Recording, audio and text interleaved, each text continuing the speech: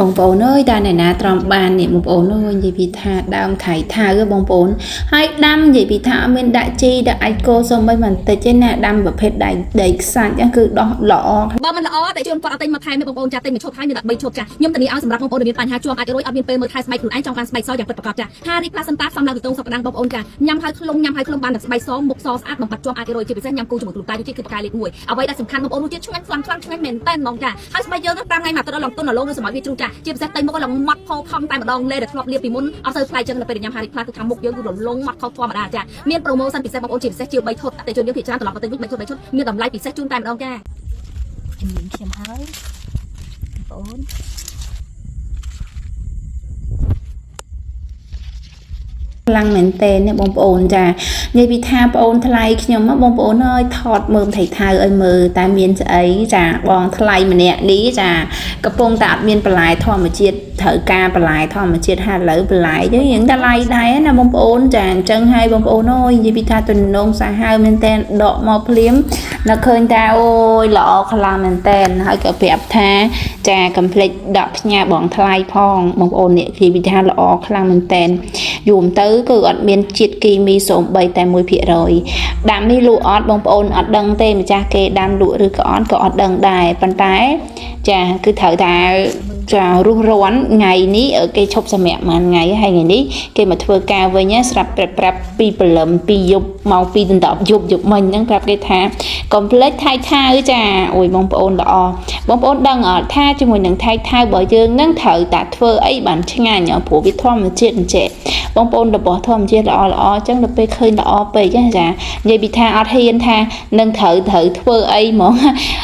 អត់ហ៊ាននៅត្រូវអីទៅពួកអីវាខ្ចីលពួកឲ្យល្អខ្លាំងហ្មងចានិយាយពីថាដកមកគុំណាដកមកដើមណាក៏ល្អដែរបងប្អូននិយាយពីថារសជាតិវិញដឹងមិនអីបងប្អូនចាដឹងតែណងហើយបងប្អូនណាដឹង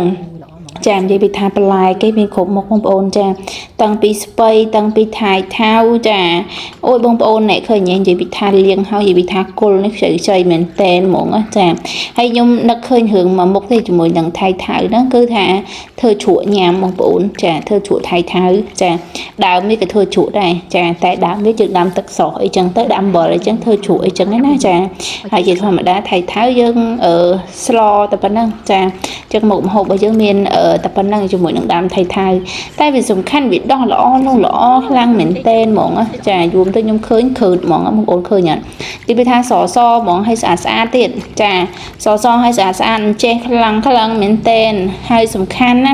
វាអត់មានជាតិគីមីសូម្បីតែ 1% សូម្បីតែអាចគោហ្នឹងក៏អត់ដាក់ដែរចាជាទូទៅដាំខ្លួនឯងអត់សូវដាក់ទេរឿងអាចគោអាចអីចឹងណាបងប្អូនចាអាចគោដាក់ល្អតាមបងប្អូនប៉ុន្តែបើរឿងជីអឺរ៉េមួយចាគឺអត់ដាក់ហ្មងចានិយាយពីថាល្អខ្លាំងតែពេលឃើញគេដាំបន្លែបានអញ្ចឹងចាមានអីណែបងអូនថ្លៃព្រលឹមឡើងចាសៅអើយចា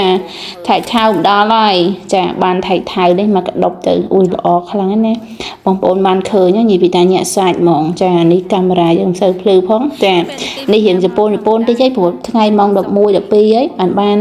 ថៃថៅបងប្អូនចាទៅមើលទៅលៀងហើយសដូចគេ